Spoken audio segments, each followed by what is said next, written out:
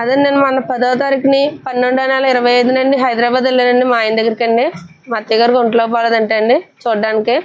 అయితే తర్వాత మరుసటి రోజు 11వ తారీఖు 12వ నెల 25 మా పాప కనిపించట్లేదు అని చెప్పి 11, 12 మధ్యలో అండి వెతుక్కున్నారని దొరకకపోయేసరికి అండి పోలీసు పిఎస్కేలు కంప్లైంట్ ఇచ్చారు పాప మిస్సింగ్ అయిందని.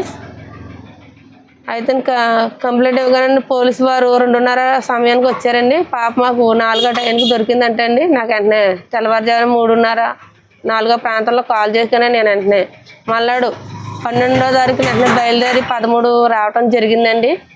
వచ్చిన వెంటనే ఏమ్మా ఏమైందమ్మా అని అడిగితే అండి ఇలాగా కాలాడి సతీష్ అనే కుర్రాడు నన్ను ఇలా చేసాడమ్మా, బెదిరించి మాట్లాడతానని చెప్పి పిలిపించి నన్ను వాళ్ళ ఇంటికి తీసుకెళ్ళి ఇలా చేయడం జరిగింది. ఏమంటారని నేను చెప్పలేదమ్మా, నేను బెదిరించారు నన్ను అని అన్నదండి. నేను వెంటనే తొట్టుకోలేక వెంటనే ముమ్మడివారం పోలీస్ స్టేషన్లో కంప్లైంట్ అవ్వడం జరిగిందండి. మా పాపకు వచ్చండి 10th క్లాస్ చదువుతుందండి, 14 సంవత్సరాలండి అమ్మాయికి.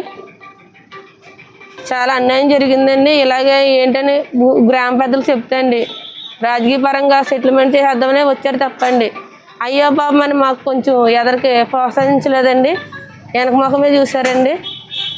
నేను ఇంకా అక్కడే పోలీసు వారి దగ్గర అండి 13వ తారీఖు సాయంత్రం ఈవినింగ్ దాకా అక్కడే ఉంటాండి. ఎస్ఐ గారు కొంచెం తీసుకుండండి కంప్లైంట్ ఇవ్వడం జరిగిందండి.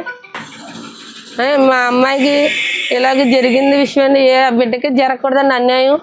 అలాంటిది ఇంత చిన్న వయసులో ఆ పిల్లకి అలా చేసినందుకని చర్యలు తీసుకోవాలండి అబ్బాయిని.